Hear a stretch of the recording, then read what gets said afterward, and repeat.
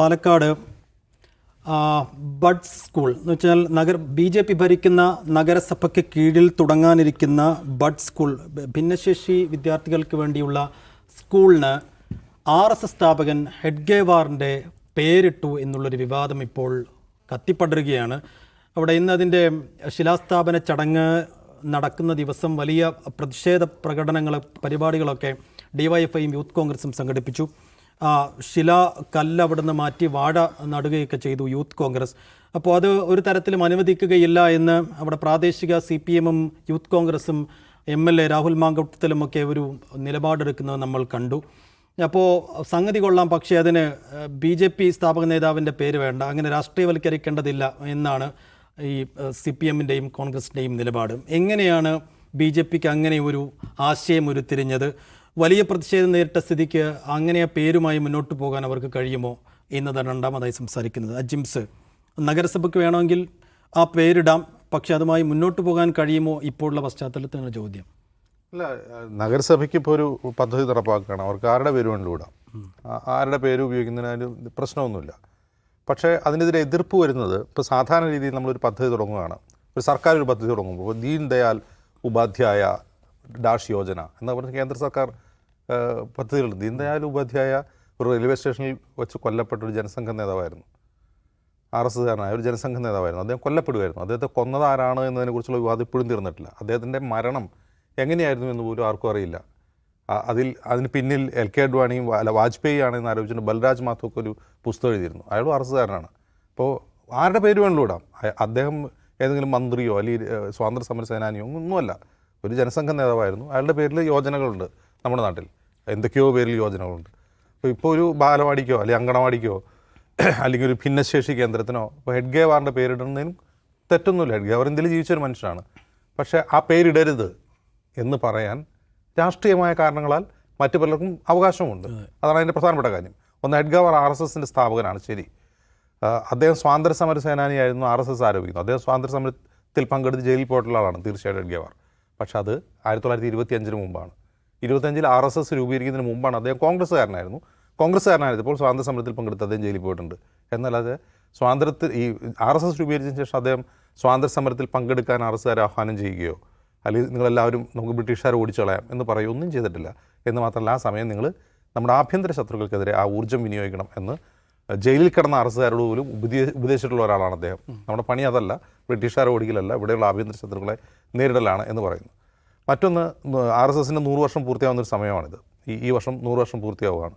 അപ്പോൾ 100 വർഷം പൂർത്തിയാകുമ്പോൾ RSSകാരിയായ നഗരസഭ അധ്യക്ഷയ്ക്ക് അല്ലെങ്കിൽ BJPക്കാരിയായ നഗരസഭ അധ്യക്ഷയ്ക്ക് തോന്നിയ RSS 100 വർഷം പൂർത്തിയാവുകയല്ലേ, അപ്പോൾ അന്നേരം സ്ഥാപകൻ്റെ പേര് ഇതിനിട്ടേക്കാം. പക്ഷേ ഇടാൻ പാടില്ല എന്ന് പറയാൻ ഒരു റൈറ്റുണ്ട്. ആ പ്രൊട്ടസ്റ്റാണ് നമ്മളവിടെ കാണുന്നത്. ഇടാൻ പാടില്ല എന്ന് പറയാൻ 100 കാരണങ്ങളുണ്ട്. ആ പറയുന്നവർക്ക് 100 കാരണങ്ങളുണ്ട്. ഒന്ന് RSS ആദ്യമായി നിരോധിക്കപ്പെടുന്നത് നമ്മുടെ രാഷ്ട്രപിതാവിനെ കൊല ചെയ്യപ്പെടുന്ന സംഭവത്തെ തുടർന്നാണ്. അപ്പോൾ കൊല ചെയ്യപ്പെടുന്ന ആ ഗൂഢാലോചനയിൽ ഇവരുമായി ബന്ധമുള്ള പലർക്കും പങ്കുണ്ട് എന്ന് അന്ന് ആരോപണം തുടർന്ന് RSSനെ നിരോധിക്കുന്നത്. RSSനെ നിരോധിക്കാൻ ആ സമയത്ത് തന്നെ ഒരുപാട് കാരണങ്ങളുണ്ട്. കാരണം വിഭജനത്തെ തുടർന്ന് കലുഷിതമായ സാമൂഹിക അന്തരീക്ഷത്തിൽ നമ്മുടെ രാജ്യത്ത് വർഗീയ കലാപങ്ങൾ വർദ്ധിപ്പിക്കുന്ന രീതിയിൽ, ആളിക്കത്തിക്കുന്ന രീതിയിലുള്ള പ്രചാരണം RSS ആ സമയത്ത് തന്നെ നടത്തിയിരുന്നു. RSS ഗാന്ധിവധത്തെ തുടർന്നുള്ള നിരോധനത്തിന് ശേഷം അന്നത്തെ ആഭ്യന്തരമന്ത്രി സർദാർ വല്ലഭായ് പട്ടേൽ RSSനെ കുറിച്ച് പറഞ്ഞത് എന്താണ്? പിന്നീട് അവർക്ക് പ്രവർത്തിക്കാൻ അനുമതി നൽകിയത് എങ്ങനെയാണ്? സ്ട്രിക്റ്റ് ആയിട്ടുള്ള ചില വ്യവസ്ഥകൾ മുന്നോട്ട് വെച്ചിട്ടാണ് അവരോട് നിങ്ങളുടെ നിരോധനം നീക്കുകയാണെന്ന് സർദാർ വല്ലഭായ് പട്ടേൽ പറയുന്നത്. എന്തൊക്കെയാണ്? നിങ്ങൾക്കൊരു ഭരണഘടന വേണം, നിങ്ങൾ തെരഞ്ഞെടുപ്പ് നടത്തണം, നിങ്ങൾ ഇന്ത്യൻ ദേശീയതയെയും ഇന്ത്യയുടെ സ്വാതന്ത്ര്യ സമര പാരമ്പര്യത്തെയും ഇന്ത്യൻ ഭരണഘടനയെയും അംഗീകരിക്കണം. ഇതൊക്കെ എഴുതി സമ്മതിച്ചു കൊടുത്തിട്ടാണ് അവർ വീണ്ടും പ്രവർത്തനം തുടങ്ങുന്നത്. നമ്മൾ ആരെങ്കിലും RSSൻ്റെ ഭരണഘടന കാണാറുണ്ടോ? ഒരു ഭരണഘടന അവർക്കുണ്ട്, പക്ഷേ ആ ഭരണഘടന അവർ ഫോളോ ചെയ്യുകയോ അവരച്ചടിച്ചത് വിതരണം ചെയ്യുകയോ ആളുകളെ പഠിപ്പിക്കുകയോ ചെയ്യാറില്ല. മറ്റൊന്ന്, RSS ഒരു ജനാധിപത്യ സംവിധാനമേ അല്ല, അതിനകത്ത് തിരഞ്ഞെടുപ്പ് നടക്കാറില്ല. ഒരു സർസംഘചാലക് മരിക്കുമ്പോൾ അടുത്ത സർസംഘചാലക് ഇപ്പോൾ പോപ്പൊക്കെ ചുമതലയേൽക്കുന്ന പോലെ ചുമതലയേൽക്കുന്നു, അല്ലാണ്ട് തിരഞ്ഞെടുപ്പൊന്നുമില്ല. ഒരാൾ നോമിനേറ്റ് ചെയ്യും, അല്ലെങ്കിൽ വേറൊരാൾ അധികാരമേൽക്കും. മറ്റൊന്ന്, ഈ രാജ്യം സ്വതന്ത്രമായതിനു ശേഷം ഇന്നു വരെയുള്ള ചരിത്രത്തിൽ ഇന്ത്യയിൽ നടന്നിട്ടുള്ള വർഗീയ കലാപങ്ങളിൽ ബഹുഭൂരിഭാഗത്തിലും ആരോപണ വിധേയരായ ഒരു സംഘടനയാണ് RSS. ആ സമയത്ത് നടന്നിട്ടുള്ള മുഴുവൻ ജുഡീഷ്യൽ കമ്മീഷൻ റിപ്പോർട്ടുകളിലും RSSൻ്റെ പരാമർശമുണ്ട്. നേരിട്ടോ അല്ലാതെയോ, ഗൂഢാലോചനയോ നേരിട്ടുള്ള ഡയറക്റ്റ് അറ്റാക്കോ എല്ലാത്തിലുമായി RSSൻ്റെ പങ്കുണ്ട്. വീണ്ടും RSS നിരോധിക്കപ്പെടുന്നപ്പോഴാണ് ബാബരി മസ്ജിദ് തകർക്കപ്പെടുന്ന സമയത്താണ്. അടിയന്തരാവസ്ഥ കാലത്ത് നിരോധിക്കപ്പെട്ടിട്ടുണ്ട്. ബാബരി മസ്ജിദ് തകർക്കപ്പെടുന്നതിൽ അവരുടെ റോൾ എന്താണ്? അവിടെ ലാൽകൃഷ്ണ അഡ്വാനിയും വാജ്പേയിയും പോലുള്ള RSSകാർ നോക്കി നിൽക്കും, ഉമാഭാരതിയെ പോലുള്ളവർ നോക്കി നിൽക്കുകയാണ് ബാബരി മസ്ജിദ് തകർത്തത്. അതൊരു ക്രിമിനൽ കുറ്റമായിരുന്നു. ആ ക്രിമിനൽ കുറ്റത്തിൽ കോടതി അവരെ വെറുതെ വിട്ടിട്ടുണ്ട് എന്നുള്ളതുകൊണ്ട് ആ കുറ്റമല്ലാതാവുന്നില്ല. അവർപ്പോഴും അതിന് അപ്പീൽ സംവിധാനമുണ്ടെങ്കിൽ ഏതാണ് ആ ബാബരി മസ്ജിദ് ഭൂമി തർക്കം പരിഹരിച്ച തൊട്ടുടനെയാണ് ആ കേസ് ഒഴിവാക്കിയെന്ന് ഓർക്കണം. അപ്പോൾ രാജ്യത്തിന് ഏതെങ്കിലും തരത്തിലുള്ള സംഭാവന RSS നൽകിയിട്ടുണ്ടോ? RSS എന്താണ്? RSSനെ കുറിച്ച് പുതിയ കാലത്ത്, പ്രത്യേകിച്ചും 2014 നരേന്ദ്രമോദി അധികാരത്തിൽ വന്നതിന് ശേഷം RSSനെ എതിർക്കുന്നവർ കുറേയധികം പേർ രാജ്യത്തിൻ്റെ പുതിയ ഭീഷണിയായ RSSനെ കാണുന്നുണ്ട്.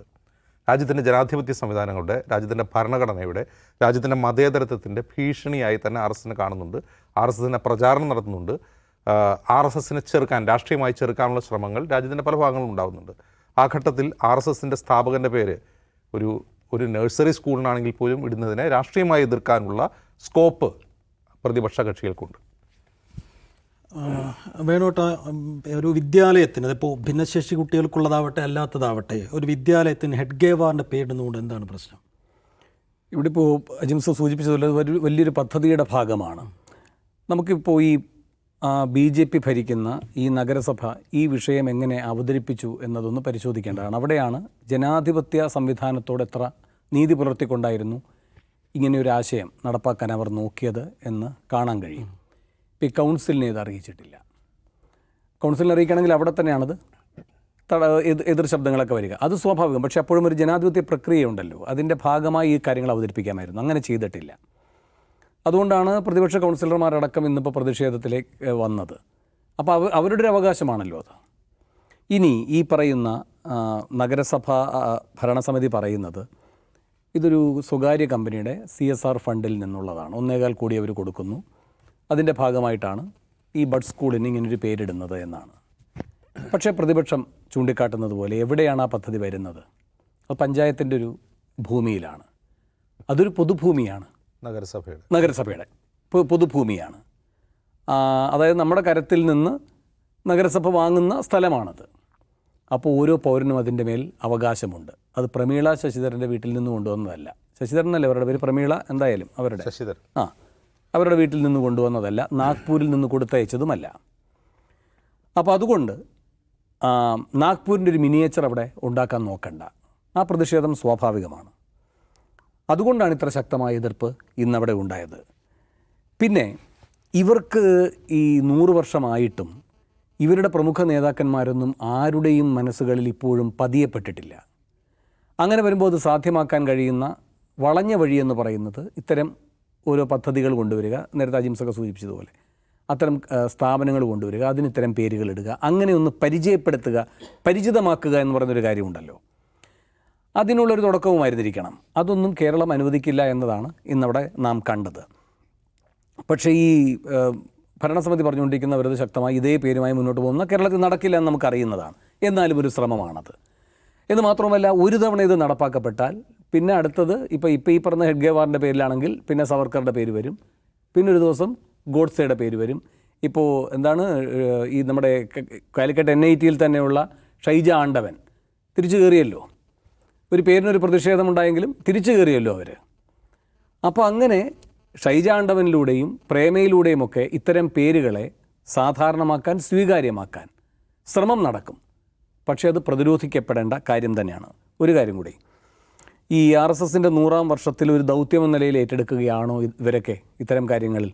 ഈ പേരുകളെല്ലായിടവും പ്രചാരം നേടുന്ന രൂപത്തിലേക്കാക്കാൻ കഴിയുമോ എന്നൊക്കെ ശ്രമിക്കുന്നുണ്ടാകാം.